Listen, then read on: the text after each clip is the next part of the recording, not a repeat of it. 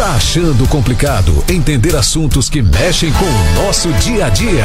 Fica tranquilo, começa agora Meio Norte 40 Graus, com Jefferson Agamenon e nossa equipe de jornalismo. Meio Norte 40 Graus. Muito bem, 18 horas 9 minutos, estamos chegando no seu rádio aqui na Meio Norte FM 91,1, chegando com o Meio Norte 40 Graus, já estamos preparados nessa terça-feira 23 de março de 2021, tá chegando lá, já estaremos em abril, maio, tomara que chegue logo os meses que as vacinas prometem fazer, aliás, ser distribuída para todo mundo, que é lá por agosto mais ou menos. Comigo aqui, Marcos Milhomens, respeitando todos os protocolos de distanciamento. Boa tarde, boa noite, Marcos Milhomens.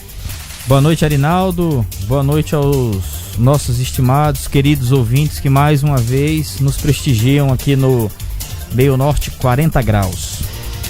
E, de forma remota, em algum local da cidade ou do Brasil, Jefferson Agamenon também está conosco aqui. Boa noite, Jefferson.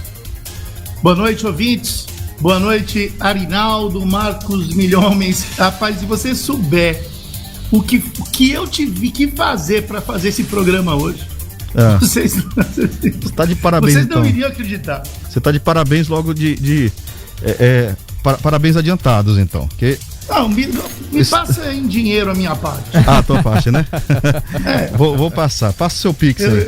Eu te economizo se você me passar em dinheiro a minha parte. É interessante, Jefferson, até porque você abriu o gancho aí do dinheiro, que o programa Meio Norte 40 Graus vai ter um Pix agora, né? Pra quem quiser contribuir conosco. Vai ter no uma parte. meu nome, tá? Ah, é no teu? Não, é melhor a gente abrir meu CPF. A gente abrir uma empresa e aí fica aquela que cai direto na divide. Atenção, ouvintes. Peça o Pix que a gente manda. Certo? Eu mando o meu. Pronto. Aí depois eu divido com o pessoal. Muito bem, sem mais delongas, diga para nós, Jefferson Agamenon, nos ilumine quais as rádios, emissoras, onde passa, quando. Você não quer saber de todas, né? Porque senão eu vou ficar aqui a tarde todinha. Eu só quero saber quando, onde e por quê. Esse programa está passando em algumas emissoras de rádio no estado do Tocantins, emissoras parceiras, que retransmitem o programa, umas gravado, amanhã passa na parte da manhã gravado, das 7 às 8 da manhã. Em outras localidades do meio-dia a 1, e tem outras que nesse momento está ouvindo o programa de ontem, dependendo da localidade. Ou caso falte internet, alguma coisa assim, aí estão ouvindo o programa de ontem. Então, assim, não importa bem em que horário você ouviu, o que importa é que você está com a gente. E se você perdeu o programa, você é mais afobado um pouco e quer ouvir, aonde você estiver, você pode acessar o site jeffersonagamenon.com.br, que todos os programas estão lá. No YouTube também, @JeffersonAgamenon, e no YouTube da rádio e no Facebook, não é, Arinaldo? Exatamente. Fala em YouTube, estamos ao vivo agora pelo YouTube na Meio Norte FM. É só você procurar no YouTube o canal Meio Norte FM, você vai encontrar a gente lá, você vai ver ao vivo o programa na íntegra, das 16 às 19 horas. Aliás, das 18 às 19. Viu? E também no Facebook, sim. Tem os cortes no YouTube, que são pedaços do programa que foi editado, pedaços interessantes. Pra você não ficar uma hora ouvindo, às vezes, uma série de coisas que não te interessam. Mas aí você vai lá no YouTube e ouve o corte. Pega só o miolo. Pega só o que te interessa. Beleza. Era justamente isso que eu ia falar. Então, quem porventura queira pegar só uma parte X ou Y, também tem lá, né, os podcasts. E eu aconselho e nessas emissoras parceiras no interior também eles ficam inserções durante o dia, não é, Jefferson? É verdade. Tem esses podcasts, esses cortes, vamos dizer assim, que fica passando na programação das emissoras de rádio. E também hoje eu ia falar com o ex-prefeito de Pedro Afonso, Jairo Mariano, mas por um imprevisto travou a comunicação, mas amanhã nós devemos conversar sobre a feirinha, a Feira do Bosque, que agora vai ser também pela internet. Delivery. E você vai fazer compra pelo Mercado Pago. É bom só ressaltar que o ex-prefeito Jairo Mariano é o atual presidente da Agência de Turismo do Tocantins, né? Muito bem. Exatamente. Para finalizar, 2 vezes e agora é presidente da agência. Então, ok. Para finalizar as redes sociais, só passar o nosso Facebook, que também está ao vivo, é @FM Meio Norte. Procure a gente lá no Facebook também, você vai assistir ao vivo, está sendo transmitido pelo nosso amigo Ranieri. Ranieri, tudo bom, Ranieri? Ranieri tá ali, fazendo os cortes. Um abraço, grande Ranieri. Ranieri tá fazendo os cortes. Vamos então girar que o tempo antes urge. disso, eu queria perguntar pro Marcos se ele gosta do Gilmar Mendes. Pode chamar a matéria, não. Tá bom. Digamos que eu nunca falei mal. Então, Frente Nacional. Deixa pro final. Vamos lá, Frente Nacional de Prefeitos oficializa consórcio para compra de vacinas. É a matéria que tá aqui. Não. É, a matéria que tá aqui, né? Não. Marcos. Lógico que não. Certeza que não, Gameno? Absoluta. Mandou errado. Veja a matéria, dia 23/3, não é isso não. Então, infelizmente, eu vou te pedir para você fazer a chamada, porque para mim que tá aparecendo é essa. A então menos que você pode tenha ver mandado o seu, errado. É filho FTP que ele vai te dizer. Tá? Enquanto você não Porque encontra, tá aqui você já encontrou aí? Carlesse determina essa, não é? Exato. Nossa, olha só. O que aconteceu com o nosso Ariclenes? Ele teve um agafe aí. Já tem aí? Síndrome Bolsonaro. Não, pode chamar aqui que mandou errado. Pode chamar que eu tô sem Não, ela. pode abrir o FTP que tá aí, é rapidão pra abrir. Não, Jefferson. Vamos então girar. Eu vou chamar. Então chama aí, Arinaldo. O Marcos Miranda, eu faço a próxima. Beleza. Carlesse determina trabalho remoto aos servidores públicos estaduais por 2 semanas. É matéria? É isso aí. A Frente Nacional de Prefeitos vai instituir o Consórcio Nacional de Vacinas das cidades brasileiras em Assembleia Geral Virtual, que foi transmitida ao vivo pelo YouTube. A participação de Cíntia Ribeiro, prefeita de Palmas, esteve ao lado de Wellington Dias, governador do Piauí, que é o presidente do Consórcio Nordeste, também instituído para a compra de vacinas, insumos e equipamentos para a saúde, assim como o Conectar. O Conectar foi idealizado após a decisão do Supremo Tribunal Federal, que autorizou Estado e municípios brasileiros a adquirir imunizantes contra a Covid-19. Além da participação de Cíntia Ribeiro, prefeita de Palmas, contou também o ministro do STF, Gilmar Mendes, o ex-presidente do STF, Aires Brito, e a representante da Organização Pan-Americana da Saúde, Organização Mundial da Saúde no Brasil, Socorro Gross Galiano. Essa matéria é de ontem, né? A primeira matéria de ontem. Já se organizou aí, Arinaldo? Câmbio. Não, igual eu tô te falando, lá não consta esse arquivo. Então, assim, vai ficar meio complicado a gente ficar aqui falando que tá e que não tá. Eu tô aqui com uma matéria, você tá aí com outra, e eu tô aqui no FTP que tem outra. Vai pra segunda aí, galera. Mas como é que eu vou se os áudios não estão aí? Exatamente. Você não mandou os áudios, então, enfim. Eu não vou ficar discutindo, Jefferson. Não está aqui, pronto. Manda por gentileza que a gente faz. Ou então você faz aí e manda pelo WhatsApp. Tá bom. Gameno. Enquanto enquanto resolve esse pequeno probleminha técnico ou de comunicação, esquece. Vamos para uma outra pauta que porventura não esteja aqui, a gente não tem, enquanto não tem o áudio, pra gente falar sobre o julgamento da suspeição do Moro, que está acontecendo em tempo real agora, né? E olha só, a ministra Carmen Lúcia mudou o voto em relação ao Moro, né, e forma a maioria pela suspeição do ex-juiz. O Marques Nunes, que foi o indicado pelo Bolsonaro, né, pediu vista. Mas ele votou a favor do Moro, digamos assim, né, pela não suspeição do Moro. Então, o que se logo correu nos bastidores é que o Marques Nunes está atendendo um pedido do presidente da República, não é? Que teme mais o Lula do que qualquer outra coisa. O que você acha? Eu acho pouco. Você acha que a Suprema Corte deve realmente manter a suspeição do Moro? Eu tenho certeza. O Moro fez um desserviço à sociedade. Um desserviço total. E então eu acho uma sacanagem o que ele fez com o Estado Democrático de Direito. Ele abusou, ele se acumulou. Não interessa se é contra ou a favor do Lula. Não, claro, não tem nada a ver. Isso pouco importa. O que importa é o Estado democrático de direito. O Ministério Público é o poder do Estado. O juiz também é. Mas o que o juiz faz? O juiz analisa as provas de forma isenta, em tese seria isso? Em tese. Né? E o que me parece, ficou muito claro que não foi o que fez o Sérgio Moro. Não, muito claro não. Foi justamente isso mesmo. Ele não fez isso, né?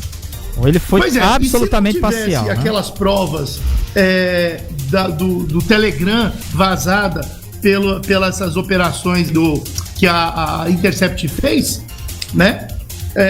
Realmente a gente nunca iria ficar sabendo de verdade o que aconteceu. Agora, ficou muito claro o que o Sérgio Moro fez. Eu senti na pele isso, porque se fazem isso com um presidente da República que foi 2 vezes presidente, muito bem votado, quisto por uma boa parte da população, e fizeram isso com ele, imagina o que não faz com a gente. Réis mortais, né? Verdade. O que chamou atenção nesse julgamento que está acontecendo agora foi o voto do Nunes Marques, né? A favor do Moro, digamos assim, pela não suspeição do ex-ministro, mas o que chamou atenção também foi uma das falas do ministro Gilmar Mendes, né? Que ele se irritou com o voto do Cássio Nunes Marques e chamou de indecência. Olha, sim, mas uma indecência. Mas olha que interessante como ele disse. É indecência em falar em garantismo. Referiu-se ao argumento usado por Nunes Marques, de que usar as mensagens hackeadas dos procuradores seria validar o emprego jurídico de provas ilícitas. Continuou Gilmar.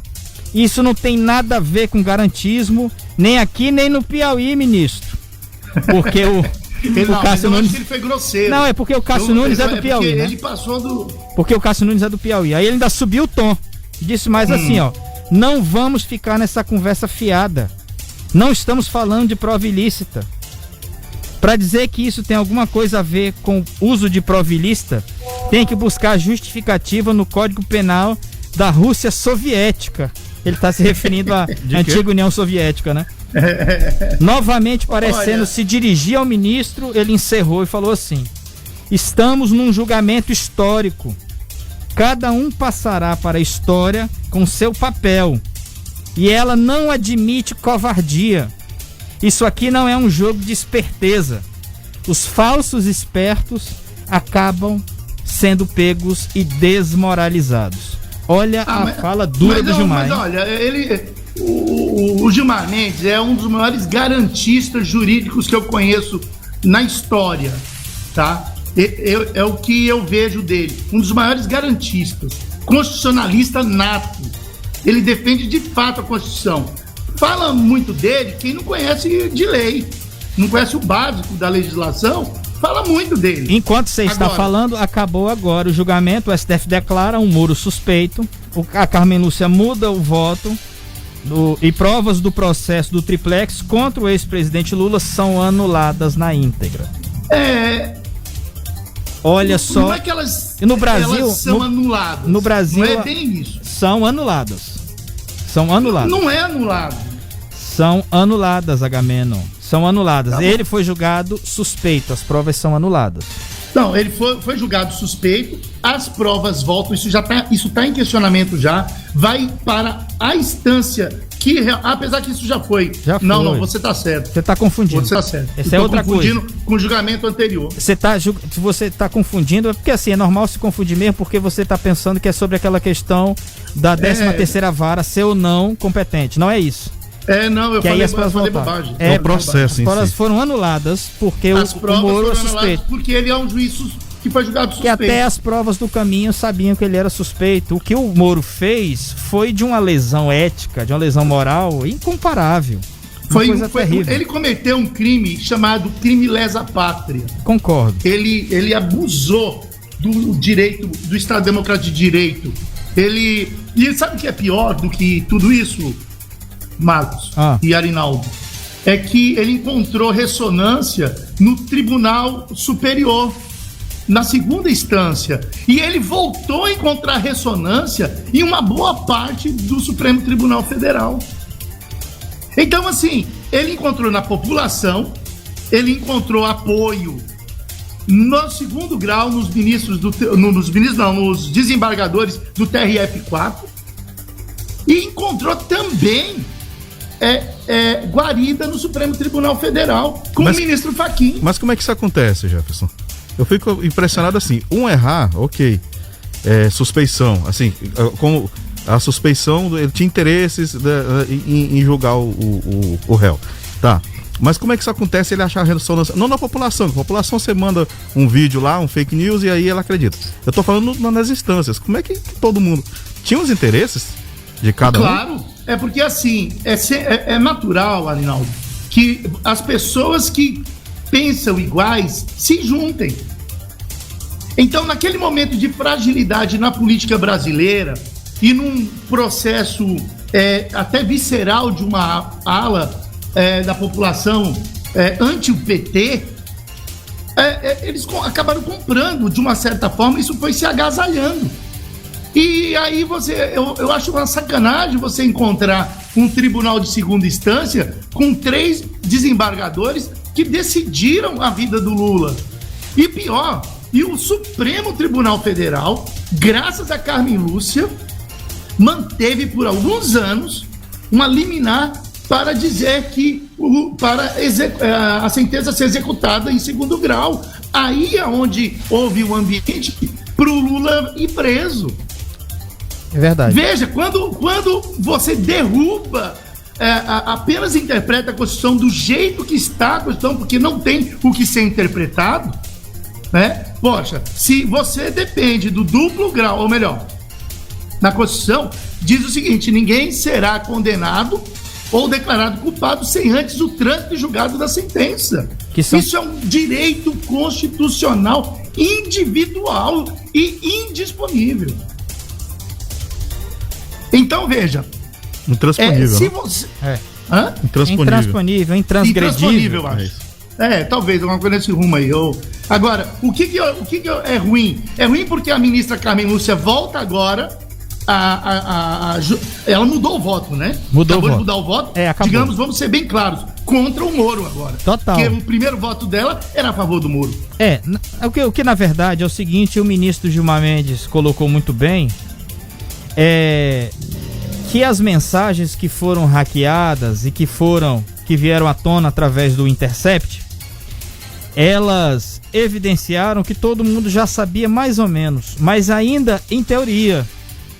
Quando isso veio, eu confesso que eu fiquei abismado, surpreso, porque a forma que eles conduziram de uma perseguição política foi tirana. Que a história vai mostrar o gravame que isso fez para a democracia brasileira. Veja. Esse é o primeiro ponto. Tá, vai lá. A outra questão, até para poder encerrar essa linha de raciocínio, é que o tribunal, ele não deixa de ser um tribunal político que vota através do sabor popular, digamos assim. Porque vamos lembrar... Sabor popular? Eu vou me fazer mais claro. Lembrando que a ex-presidente Dilma, na antivéspera de ser aberto o processo de impeachment, ela estava aí com aproximadamente 10 a 12% de aprovação popular. Ou seja, se ela andasse na rua... uma reprovação de 90%. Exatamente. Ela ia ser apedrejada na rua se andasse. Beleza, isso foi insuflado pela grande mídia, a gente não pode esquecer. Mas tinha ambiente para isso. Claro, mas sobretudo pelo debate econômico também que o país vivia. Beleza. Lembrando, e é sempre bom lembrar, porque a gente não pode ter memória curta. A principal fonte do William Bonner era o Moro. Aquela conversa entre o Lula e a Dilma, em que a Dilma ia nomeá-lo... Aquilo foi uma... Exatamente, em que a Dilma ia nomeá-lo... Não tem adjetivo para aquilo. Ministro-chefe da Casa Civil. O Moro interceptou essa conversa, não podia, porque não tinha competência para isso, e vazou a informação pro Bonner. E ela já estava suspensa, né? Total. Já não tinha mais autorização para manter... O que é que faz a Dilma no outro dia? A Dilma grampo, né? A Dilma aí já tinha uma lesão violenta que o Moro cometeu. No outro dia, a Dilma nomeia o Lula. Quem foi o camarada que deu uma liminar proibindo, digamos assim, ou vetando essa nomeação do Lula para a Casa Civil? O Gilmar Mendes, que hoje é um dos caras que tá votando. Que tá sendo dos carrascos do Moro, digamos assim. Mas é aquele ditado, né? Ele tem umas falas contra pouca. O PT pesadíssimas. Não é que eu não tenho elas aqui. Inclusive é uma fala dele, ele fala: eu sou insuspeito para poder falar qualquer coisa do Lula ou do PT. E é verdade. E ele fala isso abertamente. É que o negócio farinha pouca, meu pirão primeiro, né? O negócio tá apertando, aí cada um tá se virando. É porque na verdade, o Moro foi mais além, porque o Moro aceita ser ministro daquele camarada principal beneficiado com o processo eleitoral. Ele bateu o pênalti e fez a defesa, né? Exatamente. O que ele cometeu, em qualquer país civilizado do mundo, ele seria preso no outro dia. Porque ele conspirou, ele usou uma gravação de um presidente da República. Isso sim é um crime que merece ser investigado pelo... como é o nome daquele crime que a gente falou aqui? Lesa pátria. Da década de 60. Crime contra a segurança nacional. Isso sim é crime de segurança nacional. Ah, não tenha dúvida. A ser combatido. Outra dúvida aqui, antes da gente ir pro intervalo, que já tá um pouco estourado. Se eu não me engano, na época, o Lula não pôde ser nomeado ministro, né? Devido à escolaridade dele. Não, foi isso não. Não tem nada a ver com isso não. Não era escolaridade, não? Porque não existe essa qual foi o argumento? Não existe. O argumento do Gilmar Mendes foi só o quê? Que aquilo era um subterfúgio para ele não perder o foro privilegiado. Não, era uma forma de encobrir para ele poder não ir preso, ele não poderia ir preso. É porque eu lembrava que teve alguma coisa assim que rolou que falava que não mas podia, foi isso. Mas na verdade, naquele momento, o clima político no país era totalmente desfavorável a ele. Mas, Marcos, se você é um juiz ou ministro, seja lá quem for, você tá lá e vaza um áudio daquele, a Dilma falando, Lula, só mostra se precisar, viu? Não, pode estar, tudo bem, querida. Eu lembro. Se você fosse um juiz, você não ia saber o que te deduz isso? Não, claro. Estão querendo burlar a justiça. Exatamente. Mas então, aí, assim, olha só, só pra gente estabelecer o comparativo, pra colocar o nosso ouvinte aqui na jogada. A gente sempre usa como espelho, né, no Ocidente de democracia, os Estados Unidos. Você imagina, você ouvinte, um juiz do Texas interceptar o presidente da República dos Estados Unidos numa conversa que ele está conversando com o ex-presidente da República, falando sobre assuntos institucionais. E aí esse cara devassa essa informação para a imprensa e todo mundo sabe que é ele, as conversas mostraram que era ele. E esse camarada depois vai dar entrevista dizendo não, era de interesse público. Que isso? Mas a desculpa, certo, e a desculpa foi... Vocês lembram a desculpa? Esse cara ia ser preso no outro dia. Vocês lembram a desculpa que foi? Porque assim... Ele é corajoso. Lá fala que se entrar o presidente tem que parar de gravar, né? Se entra, eles estavam ouvindo. Não, é a lei. É a lei que fala. Coisa que tem, é a lei que fala. Alguém que tem foro privilegiado envolvido em qualquer tipo de investigação muda o foro. Sim, aí o que acontece? Então, eles alegaram. Em primeira instância, vai para o foro competente, legítimo para isso. Eles alegaram que parece que a operadora continuou gravando, coisa assim, eles falaram assim, não foi a gente, gravaram e mandaram pra cá, tá aqui.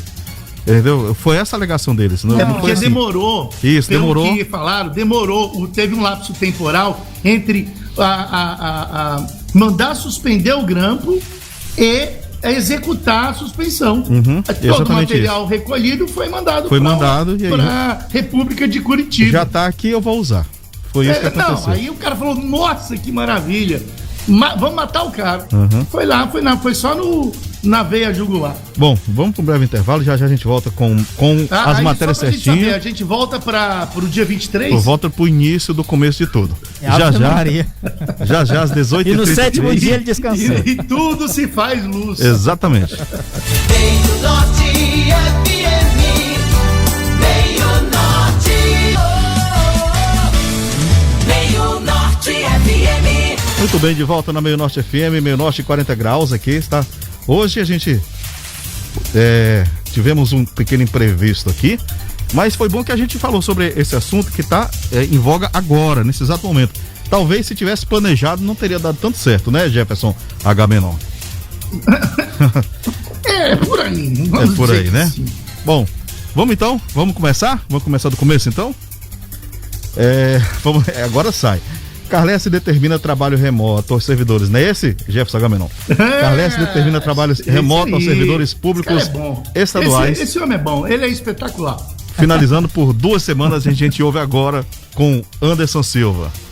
O governador do estado do Tocantins, Mauro Carlesse, assinou o decreto número 6.234, determinando que os servidores públicos estaduais cumpram seu expediente de forma remota até o dia 31 de março. O decreto, publicado na edição do Diário Oficial do Estado, é uma medida que visa conter o avanço dos casos de Covid-19 no Tocantins. O governador Carlesse destacou que o atual cenário vivenciado pelo estado nos últimos dias, com aumento de casos em todos os municípios e a crescente necessidade de internação, exige dos gestores medidas que evitem a propagação do vírus. O decreto recomenda que as prefeituras também adotem a jornada de 6 horas diárias de trabalho em suas unidades administrativas, incluindo trabalho remoto ou jornada híbrida, evitando aglomeração nas repartições públicas.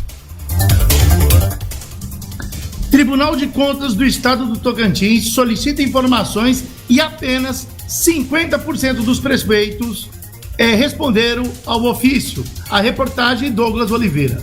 Dos 26 municípios ligados à 5ª Relatoria do Tribunal de Contas do Tocantins, apenas 50% responderam ao ofício circular emitido no último dia 15 de março aos gestores, que tinham um prazo de 48 horas para prestarem informações solicitadas acerca da disponibilidade de insumos médicos hospitalares e medicamentos destinados ao enfrentamento da Covid-19 e o cronograma relativo à imunização em andamento. O documento foi enviado pela conselheira Doris de Miranda Coutinho. O tribunal faz o acompanhamento e monitoramento da situação atual de disponibilidade dos insumos, bem como das providências adotadas pelos gestores para enfrentar a crise sanitária, imunizando a sua população. Aqueles que não atenderem à solicitação da Corte de Contas poderão ser punidos com multa na forma do artigo 39º da Lei número 1284/2001.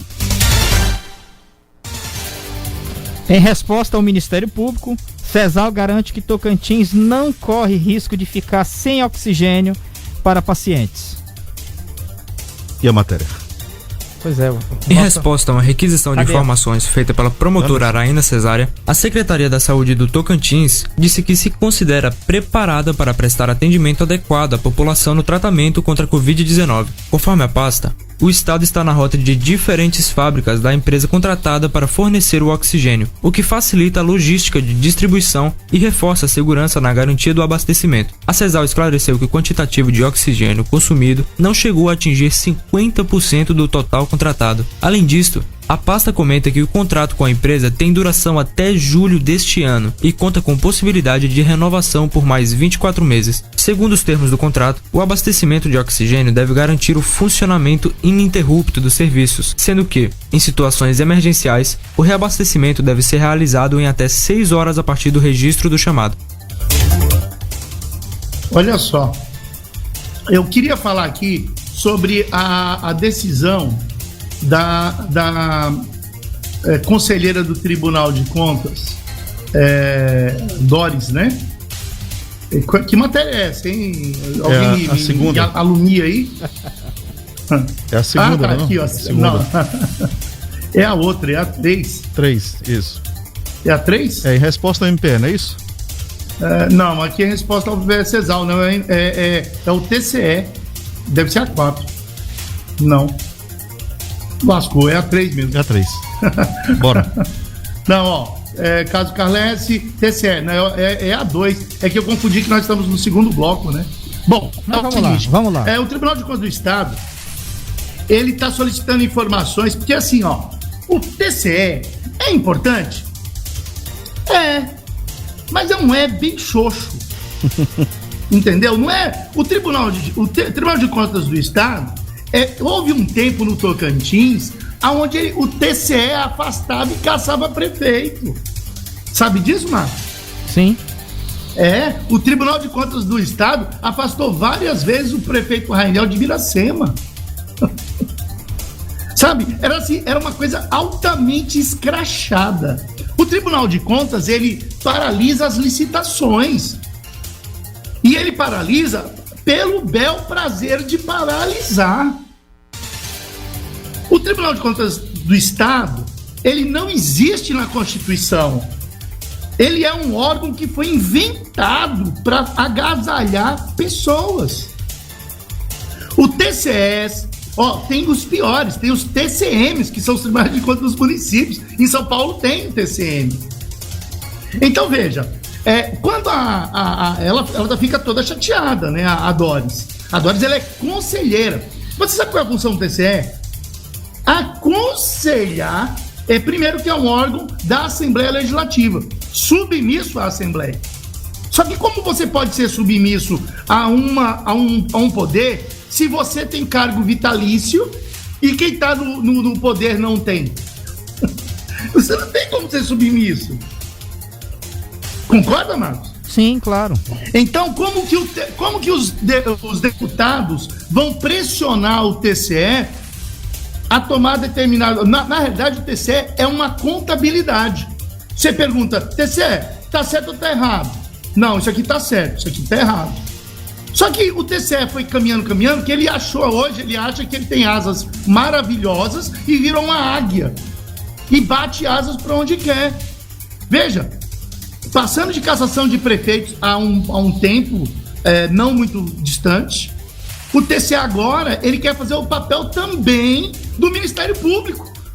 Você vê, todo mundo quer informações do governo do Estado. O TCE quer informações do governo do Estado. A Defensoria quer informações do governo do Estado. O TCU quer informações do governo do Estado. A Assembleia quer informações do governo do Estado. As câmaras querem informação do governo do Estado. Nossa, é muita gente querendo e pouca gente sem trabalhar. O governo passa mais tempo dando informações do que executando, né? Que muita tem que parar para responder. Pedindo informação. Quem pergunta para mim se eu não sei? Pergunta se os leitos estão tudo ocupados. Você sabe, Jefferson, como é que estão os leitos no estado do Tocantins? Todos ocupados os leitos em Palmas. Ou melhor, no Tocantins. Você sabe os a leitos fila? De UTI, os leitos de estabilização nas UPAs, tudo lotado. Agora, eu ainda vou lá atrapalhar a administração para parar o que está fazendo para poder me responder, porque se não me responder, nós temos aí o grande artigo do 39 da lei 1284 de 2001, enquanto as pessoas estão morrendo. Eu acho que o Tribunal de Contas do Estado tem que se enxergar. Nós temos casos aqui que o Tribunal de Contas do Estado, entenda a cronologia. Teve uma licitação, essa licitação foi questionada, certo? Foi questionada ao TCE, o TCE também foi questionada na Justiça. O juiz da Justiça disse que essa licitação não tinha indícios de irregularidade. E o que o TCE fez? Ele também disse que não tinha irregularidade, porque ele não pode julgar em cima do judiciário. Ele não pode passar, ele não tem poder para isso. Quando chega uma decisão do TCE no judiciário, os juízes ficam pé da vida. Por quê? Porque eles não têm autoridade para serem juízes. Não é porque está escrito Tribunal de Contas que os seus membros são desembargadores ou ministros. Não há confusão quanto a isso. Entendeu? Sim, é interessante a gente falar, mas vamos, como eu gosto de insistir, colocar o nosso ouvinte na jogada. Eles poderem. A gente sempre fala no respeito aos poderes, nos poderes, etc, etc. E todo mundo sabe disso. Quando é poder? TCE não é poder. Calma. É organismo de pressão de prefeitos e gestores, ordenadores de despesa. Tudo bem. Quer que desligue? Desliga o Jefferson, deixa eu falar. Eu entendi perfeitamente. O que eu estou falando é o seguinte: a gente ouve o nosso ouvinte, para ficar até mais fácil para poder entender, eu vou até falar de forma mais didática, que essa separação dos poderes, que foi uma concepção do Montesquieu, que ele pensava, e é erroneamente atribuído a ele a questão do poder judiciário. Ele não criou a questão do poder judiciário, era o poder legislativo e o poder executivo, né? O judiciário, na teoria do Montesquieu, seria uma função de Estado, né? Só recapitulando sobre isso. Agora, o conceito da separação de poderes, essa coisa da tríade política, né? É um modelo de governar cuja criação é datada da Grécia Antiga. É justamente para não ter concentração de poder em uma única pessoa e uma única liderança política, enfim, né? Para não ser um Estado absolutista, como a gente já passou por isso. Agora, quando nós temos esses poderes ou essas instituições que estão fora da caixinha, que fica dando pito em prefeito, recomendando isso, recomendando aquilo outro, isso tudo é uma falta de autoridade política, digamos assim, do ponto de vista de que agora qualquer juiz de primeira instância dá uma canetada em qualquer coisa. Calma. Não é qualquer juiz, não. Calma. Eles têm competência para isso. Espera, vou chegar lá. Eu estou falando que o desrespeito aos poderes hoje no Brasil é tão latente, esse desrespeito às instituições, haja vista a quantidade de postagem de grupos extremistas soltando fogos de artifício na Suprema Corte, você gostando dela ou não. Isso é a barbárie, isso é uma coisa medieval. Então, o que faz a gente civilizado, o que faz a gente minimamente civilizado, é justamente o respeito às instituições, o respeito aos códigos de conduta, aos códigos de sociedade moderna, para se conviver de forma moderna, né? Pacífica, cívica. Quando você não respeita as instituições, quando você atropela isso, qual é o recado que você dá para o contribuinte? Mais simples, que ele olha e fala, rapaz, anarquia. Isso aí virou anarquia. Isso aí agora virou... Como é que pode o Tribunal de Contas, né? E aqui com as devidas vênias ao tribunal, mas como é que pode ir lá dar um pito no prefeito, fazer isso, fazer aquilo outro? Assessoria de Contabilidade da Assembleia. Pois é. Não é um tribunal. É o tribunal. O tribunal é de julgamentos. Quando o cara me tem a pachorra de dar uma liminar num tribunal de contas, você tá brincando, o cara tá tirando onda com a minha cara. Exatamente. Inclusive, processos... Tribunal de contas não dá liminar. Inclusive, processos licitatórios... aconselhar. Recomendar. E acabou. E recomendar. Recomendar. Mas o que a gente já vem acompanhando é o quê? Processos licitatórios mesmo. Vai lá um conselheiro e... Não, suspendeu o processo, conselheiro tal. Aí você fala, meu Deus, o que é isso? Existem coisas que eu vi uma decisão dessa, onde havia um conflito entre o conselheiro. O conselheiro tem medo de decisão do judiciário, porque ele sabe que ele não tem competência, que a competência dele é de aconselhar ou de recomendar, mas a do judiciário é de decidir. Claro. Então, quando há esse conflito aí de vez em quando, sabe? Bora, Jefferson, girar então?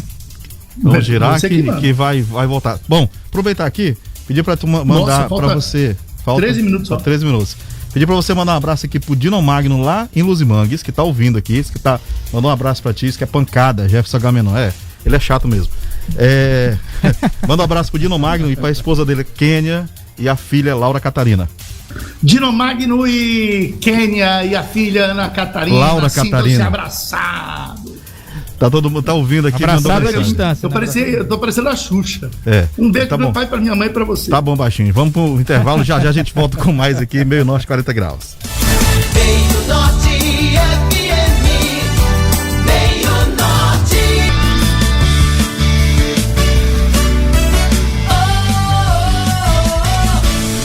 Meio Norte FM. Muito bem, de volta agora às 18 horas e 50 minutos. Jefferson Agamenon, você está por aí? Eu Está estou, por aqui. sim. Também estamos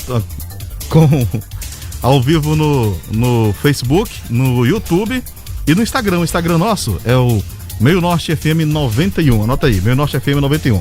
Vamos pra matéria então? Que dá tempo? Tem que dar tempo, né? Matéria número 4. Preparado? Tá aqui, muito bem, vamos lá. Zé Roberto critica militares por esparramar mentiras sobre isolamento social e vacinas. A Federação dos Policiais reage e fala que foi um discurso fajuto. A matéria você ouve agora com José Almeida. O PS péssimo desempenho do Brasil na condução da pandemia da Covid-19 foi tema de discurso do deputado estadual Zé Roberto na sessão do dia 16 de março na Assembleia Legislativa. Ao falar da política negacionista do presidente da República, o petista acabou criticando os militares por considerá-los um dos grupos responsáveis por espalhar informações falsas sobre a crise epidemiológica. A manifestação gerou nota de repúdio da Federação das Associações dos Praças Militares do Tocantins. Segundo Zé Roberto, membros das forças de segurança, como polícias militar, federal e civil, alguns dos pilares do bolsonarismo, junto com alas radicais das igrejas evangélicas, de empresários e parte dos líderes do agronegócio, são esparramadores das calúnias, das mentiras e dos fake news. Estes são grupos de WhatsApp que atingem 60 milhões de pessoas com mentiras que fica batalhando contra o isolamento social, contra a vacina, afirmou o parlamentar. Pois SES alerta para que municípios evitem o desperdício da vacina contra o HPV. Essa matéria é super importante. Com Anderson Silva. A vacina contra o papilomavírus humano, conhecida como HPV, está no calendário básico de vacinação como estratégia de saúde pública e atua no reforço às ações de prevenção ao câncer do colo do útero, o mais habitual no Tocantins e o terceiro mais comum no Brasil. Mesmo durante a pandemia decorrente do novo coronavírus, a população deve manter sua regular imunização, o que não está ocorrendo. Como o Ministério da Saúde, por meio do Programa Nacional de Imunização, ampliou o público-alvo da vacina para abranger mulheres e homens de até 26 anos de idade. A Secretaria de Saúde do Tocantins alerta para que os gestores de saúde dos municípios providenciem a vacinação em suas localidades para que não haja desperdício do imunizante. Governador apoia a inclusão dos profissionais de segurança pública no grupo prioritário. A reportagem é com José Almeida.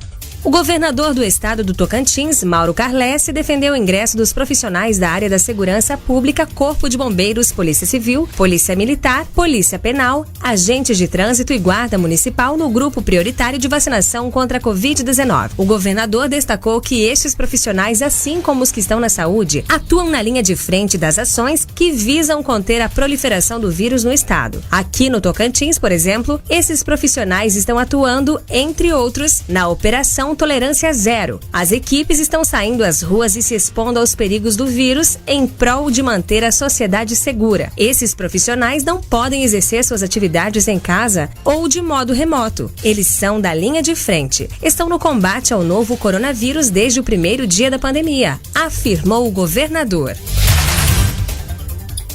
E ele tem razão, né? Tá certo, eu também acho. Ele tem razão. Olha, tem vários grupos de profissionais que realmente fazem diferença e são necessários para ajudar a combater a pandemia. E por mais que se cuide, se cuide, tá exposto. Por exemplo, um policial, por mais que ele use máscara e faça aquele procedimento de cuidados, se ele for mexer com um meliante lá, com um suspeito, o cara vai fugir, ele tem que correr, e aí? O cara não tá de máscara, né? O cara não vai. Há o que se discutir quanto a competência e quanto a necessidade de se considerar que o policial também faz parte de um grupo de risco, né? Faz parte da linha de frente do combate ao Covid-19. Não há o que se questionar sobre isso, não é? Muito bem. Ô Jefferson, você falou sobre a HPV, a vacina, né? E a matéria que fala que está sendo desperdiçada. Você falou que era importantíssima. Super importante. Tá. Você lembra que quando o governo começou, não vou lembrar o ano, acho que foi 2007 não, acho que foi 2010, por aí, que tinham, era as meninas que seriam vacinadas, né? E aí tinha uma corrente falando que não era pra vacinar, que as meninas iam adoecer, ia dar câncer no útero. Não, diziam que... umas coisas absurdas. Uma das linhas que eu ouvi, eu tenho filha, né? E filho também, porque primeiro foi pra menina e depois foi pra menino. Isso, exatamente. Adolescentes, crianças adolescentes. Na época eu acho que ela devia ter uns 13, 12, alguma coisa assim. E aí o que acontece? Não se falava que a criança ia virar jacaré. Falava que era um incentivo à iniciação sexual. Era isso mesmo. Era. Aí você fala assim, caramba. Ia despertar o libido da menina, não sei o quê. Pra né? gripe significa que eu quero que a pessoa pegue, que fique gripada. Sabe, assim, é umas alucinações, é igual... Sabe o que é muito parecido com isso, Arinaldo? Isso você vai gostar, que é do seu tempo. Olha. Você lembra que tem uma corrente de pais e Garotão. mães... Um tiozão desse, vai lá. Tem uma corrente de pai e mães que não deixam o filho hoje assistir o Pica-Pau bom e o Pica-Pau mal. O Pica-Pau das canelas grossas. O Pica-Pau esquisito com os olhos verdes. O Pica-Pau doido, né? Crazy. Aquele... Tá bom, Jefferson. Não estraga minha infância, não, porque a pior imitação do Pica-Pau de todos os tempos foi a do Jefferson agora. A ideia é fazer o seguinte: quem assistia o Pica-Pau se tornou mal ou se tornou bom? Ou não tem nada a ver uma coisa com a outra? Ou virou trabalhador que pega ônibus pela manhã e só volta à noite pra casa, né? Então, assim, aí o cara é igualzinho a vacina. O cara fala, não, se você fizer isso, vai acontecer aquilo. Se você assistir o Pica-Pau bom, seu filho vai ser bom. Se você assistir o Pica-Pau ruim, seu filho vai ser mal, vai ser ladrão, vai ser... Cara, é umas alucinações assim, não é, Marcos? Eu honestamente acho, pode até parecer radical, mas eu acho que essas medidas que a Secretaria Estadual da Saúde, a SES, vem fazendo e gasta esse dinheiro público, muito dinheiro público com propaganda para poder as pessoas se conscientizarem. Um pai que vem com a ideia miúda dessa, sem fundamentação nenhuma, eu acho que tinha que ser vacinado de forma até quase compulsória, sabe? Não, fica com a tua crença para lá, mas não vamos fazer. Porque o que acontece? Esse tipo de crendice, e se a gente for abrindo o debate e permitindo que essa questão dos costumes, né, guru de costumes, fique participando do debate, para que a gente precisa de comunidade científica? Esquece, nós não vamos precisar mais disso. Exatamente. Então a gente não pode mais permitir isso. A região norte do Brasil é uma das campeãs nacionais de gravidez na adolescência, de doença sexualmente transmissível para crianças e adolescentes, porque começam muito cedo a vida sexual. Isso é um fato. E sem orientação. E sem orientação nenhuma. Enquanto há um tabu brutal familiar em relação a isso, e ele não encontra nenhum tipo de suporte nas instituições, o que vai acontecer? É o pai achar normal uma filha de 13 anos estar grávida. Uma filha de 14 anos está grávida. Né? E não é normal. A gente não pode entender como normal. É uma vertente diferente. Veja, pai, mãe, seu filho chegou na hora de vacinar, filho, filha, vacine, seja pela Covid, o HPV, febre amarela, seja esse monte de doenças que tem aí, vacine. Porque se você não vacina, o organismo cria resistência e esse vírus volta. Alguém vai ser infectado novamente. A questão do HPV, Marcos, é porque o HPV ele provoca, não é pela idade que começa a sexualidade que transmite o HPV. Tem nada a ver. Né? Não, são coisas distintas. Um vírus que transmite também sexualmente e que causa câncer no colo do útero. E esse vírus é o que hoje nós já temos vacina. Há muito tempo. Quase uns 10 anos já, né? Não, mas faz pouco tempo. Não, não, já tem no mínimo 7 anos. É pouco tempo. Que começou a ser aplicado nas crianças, em jovens e adolescentes, recentemente. Talvez faça 10 anos. Acho que talvez faça algo perto. Porque a minha conta é porque minha sobrinha hoje tem 18 anos e ela estava na idade, acho que era 11 anos por aí. Sim, a minha filha também, meu filho também. E o pessoal da igreja da minha mãe pediu, pelo amor de Deus, que minha mãe não deixasse. Vacinar, não deixasse. Que a menina estava sendo que não deixasse. Que a menina estava sendo condenada a tudo isso que você falou. Ele devia pedir, pelo amor de Deus, para vacinar. Isso me marcou muito porque achei uma coisa absurda.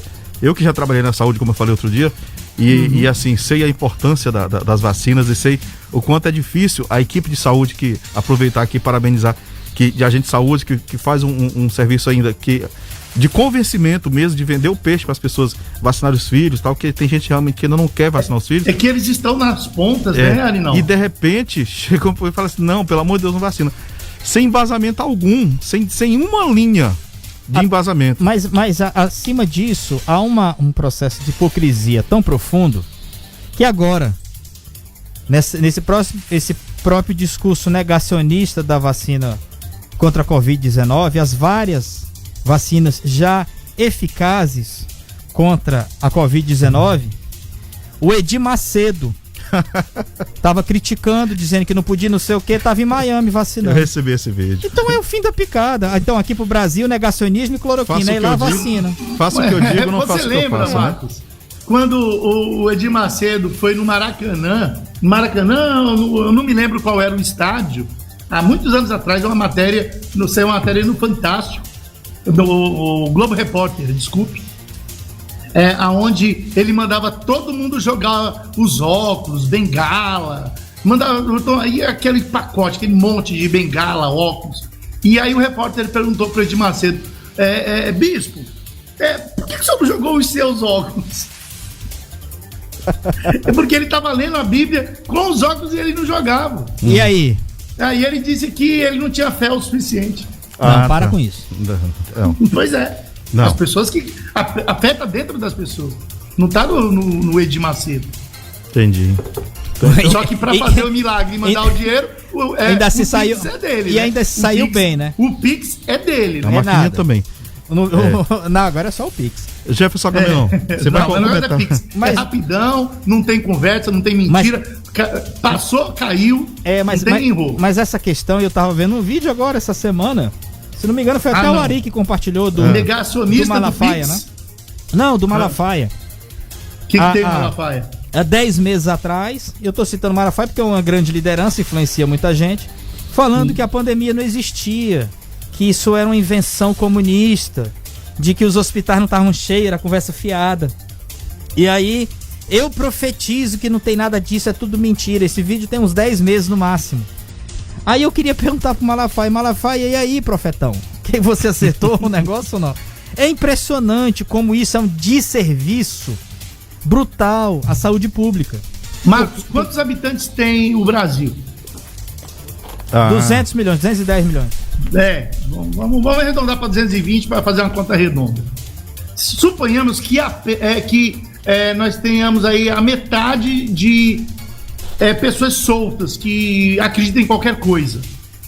Terraplanismo, que as vacinas não funcionam. Jefferson. Essas coisas. Né? Então aí você pega aí, vamos lá, a metade lá, vamos pegar aí 50 milhões de pessoas. Desses 50 milhões, se apenas 1%, quanto que é 1% deles? De 50 milhões. É muita gente.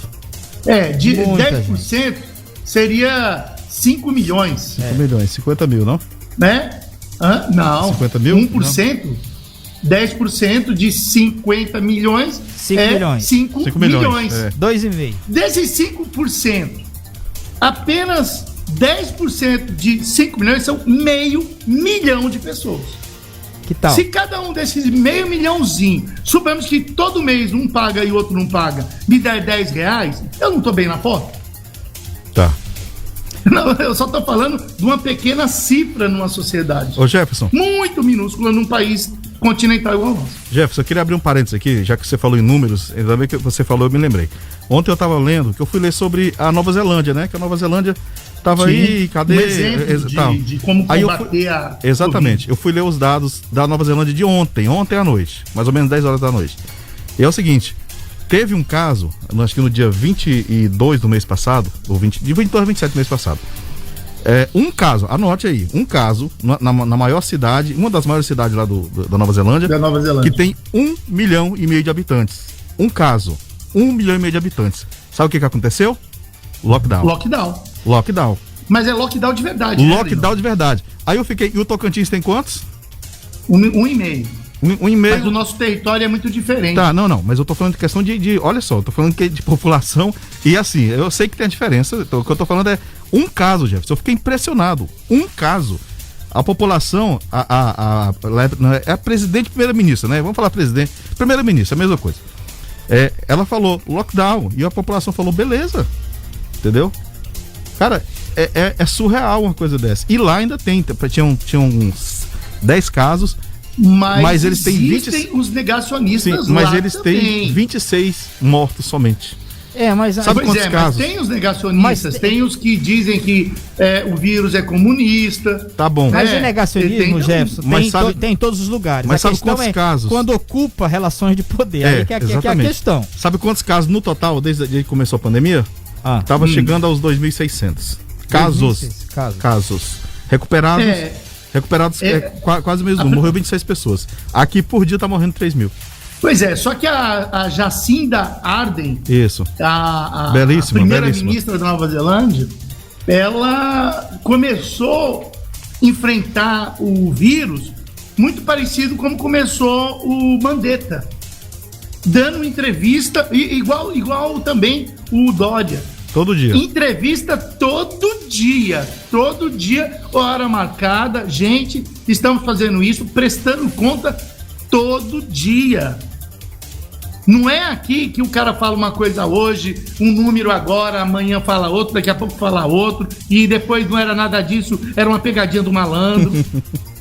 Né? Então, assim, uma coisa mesmo que lá tenha os seus negacionistas, mas lá também as regras funcionam e fortemente. Porque as penas, não é igual aqui que você fala assim, você vai pagar 5 mil reais de multa.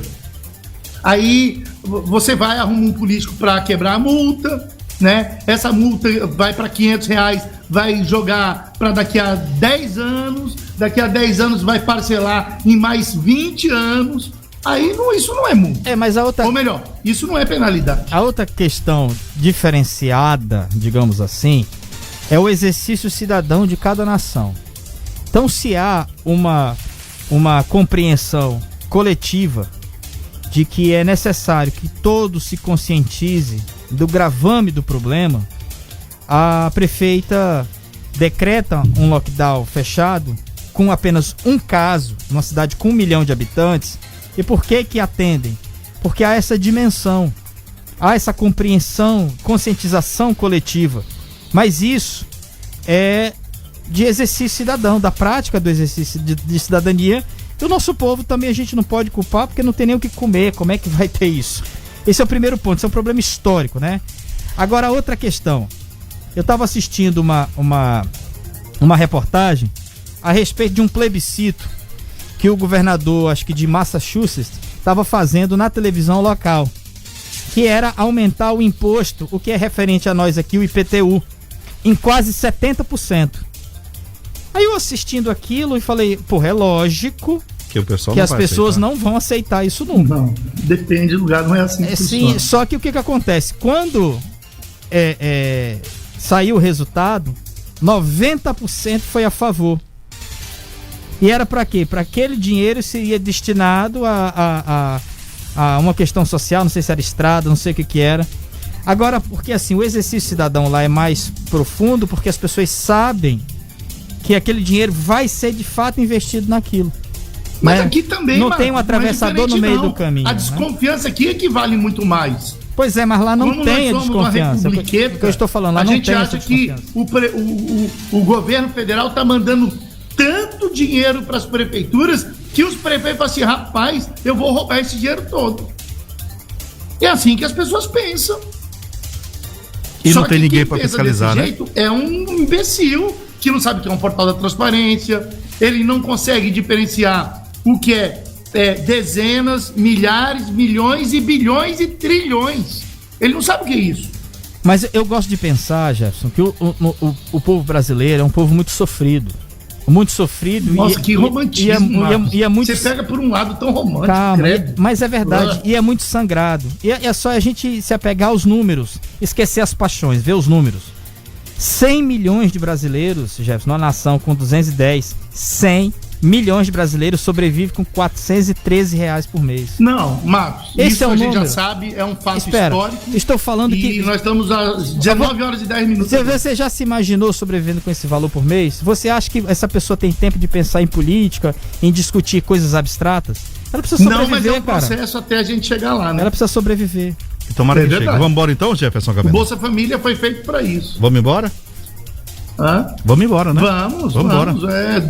Hoje nós passamos de todos os recordes. Agradeça quem entende. Os recordes. O James já me ligou 5 vezes. Já ligou e mandou mensagem aqui também. Engraçado, ele só não tem o meu telefone. Agradeça, é porque ele manda para as pessoas que estão aqui, né? O Jefferson Agamenon não tá aqui, vai fazer o quê? Como é que ele vai finalizar o programa? Agradeça a quem você tem de agradecer, mande beijos para quem você tem que mandar a sua Xuxa. Jefferson, a Jennifer, tua filha, tava no Instagram dando o Pix dela, olha só, que sacanagem. Pra você poder fazer o depósito. Enquanto ela estiver dando no Pix no Instagram, tá ótimo. Não, mas ela passou pra você depositar pra ela. Entenda o recado. Vai lá, despeça-se. Como é que é? Tá no DNA, né? Tá no DNA. O golpe tá aí, cai quem quer, né? Agarro meu, Agamenho. Isso. Vai, meu filho. Despeça-se, meu filho. Gostei disso aí. Lembra do Agarro meu? Um abraço pra vocês. Hoje foi muito divertido, mesmo começando de extremamente conturbado. Mas obrigado, Arinaldo, obrigado, Marcos Milhomens, e a todos vocês que acompanharam a gente até agora, às 19h10, diante de Palmas. E você onde estiver, que legal. Um bom dia, uma boa tarde, uma boa noite. Abraço, até amanhã. Valeu, abraços, Marcos Milhomens. Forte abraço a todos, até amanhã. Até amanhã a gente volta com mais Meio Norte 40 Graus. Meio Norte